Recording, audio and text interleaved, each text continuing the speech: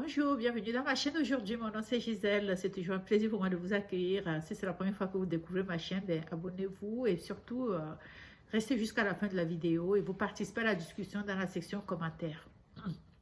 Alors aujourd'hui, je vais faire je vais vous donner des nouvelles par rapport à une vidéo que j'ai postée il y a à peu près 2-3 semaines au sujet de Shankila Robinson, cette Américaine de 25 ans qui s'est fait traquer par ses amis. Ils ont fait un voyage au Mexique et lorsqu'elle est arrivée au Mexique, ses amis elle a été battue à mort et laissée par terre et elle a été découverte par la dame de ménage et le tralala. Donc vous pouvez écouter la vidéo pour vous mettre au parfum de l'histoire. Alors je vous donne des nouvelles. Vous savez, quand j'ai publié cette première vidéo, c'était 2 jours après l'événement, donc c'était encore dans le vif de l'action, hein. Donc et entre-temps, donc parce que le corps était au Mexique, donc, entre-temps, je voulais donc vous donner un peu de nouvelles parce que depuis ce temps-là, il y avait comme des discussions entre l'État américain et puis l'État mexicain parce qu'on ne savait pas trop si c'est quelle juridiction qui allait être compétente pour gérer la situation.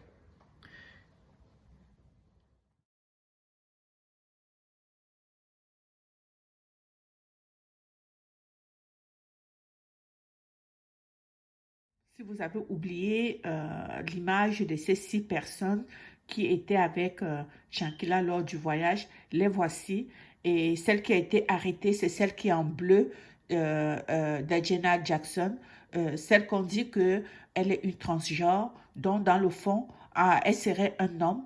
Voilà donc les précisions seront apportées au cours des investigations, mais c'est ce qui se dit présentement. Les parents, la maman et le papa ont fait plusieurs sorties aussi pour revenir sur des faits en, en disant donc que leur fille, la connaissant normalement, c'est une fille qui, chaque fois quand elle partait, quand elle n'était pas avec sa mère, elle appelait sa mère plusieurs fois pour lui donner des nouvelles et que c'est vrai que lorsqu'elle est arrivée là-bas, lorsqu'elle était en vacances, elle avait appelé sa mère déjà le 28 ou le 29 quand elle est arrivée. Donc, la maman disait qu'elle pense que sa fille est morte pendant qu'elle a été tabassée.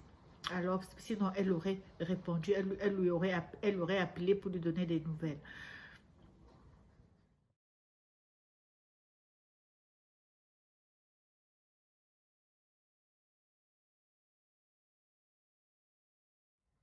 Là, vous allez écouter une entrevue de la journaliste qui pose la question à la maman de Shankila qui est là. That your daughter had alcohol poisoning. So can you talk a little bit more about when you first found out that your daughter had been hurt, had died, what you were told, and what made you Donc, question elle lui what you demande were told? de préciser que quand les amis l'ont appelée pour lui dire que sa fille avait eu elle a eu une intoxication alcoolique. So at that time, they said a doctor was on the way to examine her, and she wasn't responding as they told me. Said she was resting a little bit, but she wasn't all the way responding as normal. So I told them to keep me informed, and I wanted to know why they couldn't take her to the emergency room. They said because they needed $5,000 cash to be seen in the emergency room. And I said, well, she has insurance.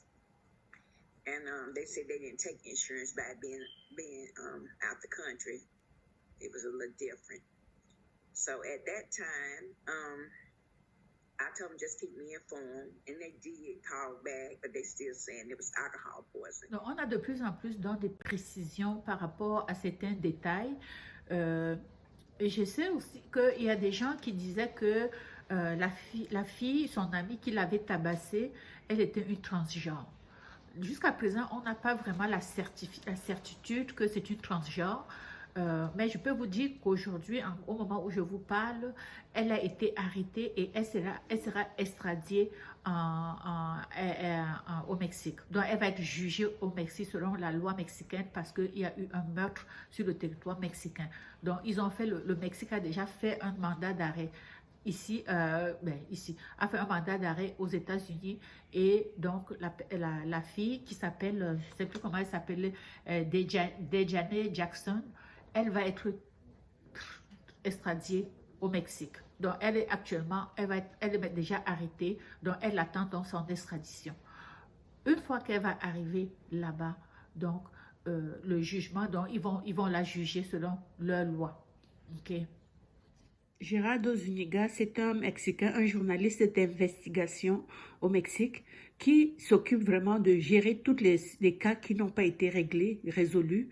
Alors, c'est lui présentement qui a travaillé à dénicher et même à trouver tous les éléments pour procéder à l'extradition de l'Américaine qui avait vraiment battu à mort Shankila. Donc, c'est Gerardo Zuniga. Il a même fait une grosse entrevue avec un autre YouTuber américain. Je vais laisser le lien pour que vous puissiez aller écouter toute son entrevue. C'est très, très, très intéressant. C'est déjà quand même une bonne nouvelle que, on a arrêté, donc on a la certitude aujourd'hui que c'est suite à la bastonnade qu'elle a subie de la part de cette personne, de Jackson, que son décès est survenu puisqu'elle avait la fracture au niveau cervical et elle était vraiment, tout était, on avait brisé tous ses organes. Donc, et comme les gens disent donc que cette personne est une transgenre, donc si c'est vrai que c'est une transgenre, ça veut dire que Chancel a été battue par un homme.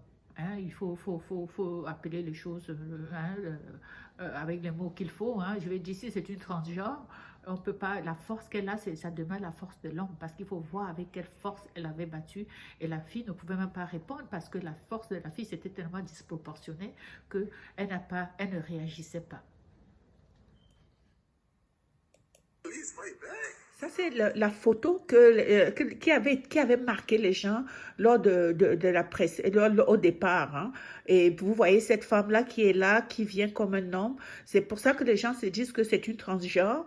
Est-ce que vous pensez que c'est une transgenre? On verra lors des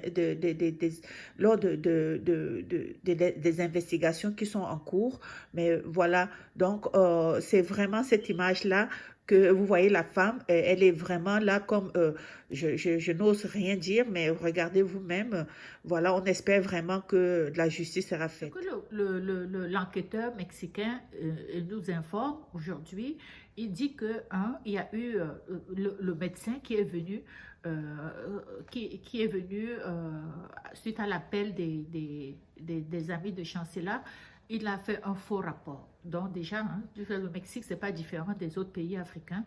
Donc il est venu, il a dû être payé par ces gens-là pour écrire ce qu'il voulait. Donc il a écrit un faux rapport parce qu'au moment où il est arrivé vers 15 heures, il est arrivé après. Donc le chancelier était déjà mort. Parce que ce qu'il dit aujourd'hui, en date d'aujourd'hui, on est aujourd'hui le 30 novembre, il dit donc que lorsque la dame de ménage est arrivée dans la chambre, il était à peu près midi, Chancela était déjà morte. Quand elle a touché, elle était déjà raide. Donc à ce moment-là, et si le médecin vient après, il met dans son certificat de décès, il a noté qu'elle était morte à 15 heures, alors que la dame de ménage dit que lorsqu'elle est arrivée, elle était déjà morte. Vous comprenez que c'est tout ça qui fait en sorte que l'enquête va être vraiment très, très, très laborieuse. Et puis parce qu'il y a des discordances. Et puis même par la suite, la police viendra aussi donner un autre rapport disant qu'elle est décédée à 18 heures. Vous comprenez qu'il y a beaucoup de questions qui demeurent très, très nébuleuses. Donc, c'est encore compliqué. Mais toujours est-il que l'enquête progresse très bien et au moins la fille est arrêtée. Donc, on va maintenant là-bas savoir. Et puis, ce qu'on apprend aussi présentement au moment où on se parle, c'est que lorsque la dame est arrivée, Chancela, dans la vidéo, on voit comment elle avait tapé, elle était par terre. Les filles, elles ne s'est plus relevée. Hein. Donc, dans cette vidéo-là, elle rendait son dernier souffle.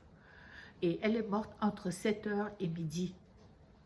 entre 7h et midi, son décès a été, c'est assez, l'autopsie dira que c'est entre cette heure-là elle est décédée. Donc, on va se tenir au courant. C'est un sujet qui nous touche beaucoup parce que c'est devenu mondial, hein, parce que c'était viral, hein, sur les réseaux sociaux. Donc, on va se garder à jour. Donc, dès que j'ai des nouvelles, ben, je vais vous mettre au courant. Mais je demande, on va seulement donner, comment je peux dire ça, on peut seulement adresser nos condoléances aux parents parce que Chancela était la seule fille de son père. Donc, c'était la seule fille et le papa est vraiment dévasté. Donc, les parents sont vraiment dévastés. Alors, c'est très difficile. C'est très, très difficile. Et surtout que le Mexicain qui fait les enquêtes, il est vraiment là, c'est un monsieur qui est vraiment, il connaît sa population, donc il est vraiment décidé à trouver la vérité et les informations qu'il nous donne, ce sont des informations qui sont précises. Donc vous pouvez aller voir en ligne sur YouTube si vous voulez, si vous comprenez l'espagnol. Vous pouvez aller écouter la version originale de ce monsieur. C'est sur Zoom et c'est dans le site de Gerardo Zuniga. Ok, donc si vous allez sur ce site-là, vous pouvez écouter la version originale. Ok, donc on se quitte et puis je vous donne je vous reviens au fur et à mesure que j'ai des nouvelles par rapport à l'évolution des enquêtes et puis au traitement du dossier. J'espère seulement qu'on va arrêter les 6 amis parce qu'ils étaient quand même témoins. On ne peut pas dire que parce que ce n'est pas eux qui ont frappé qu'ils vont s'en sortir comme ça. Ils étaient témoins, ils filmaient, ils disaient rang, rang. Donc, il y a beaucoup à suivre par rapport à ça. Merci, bye.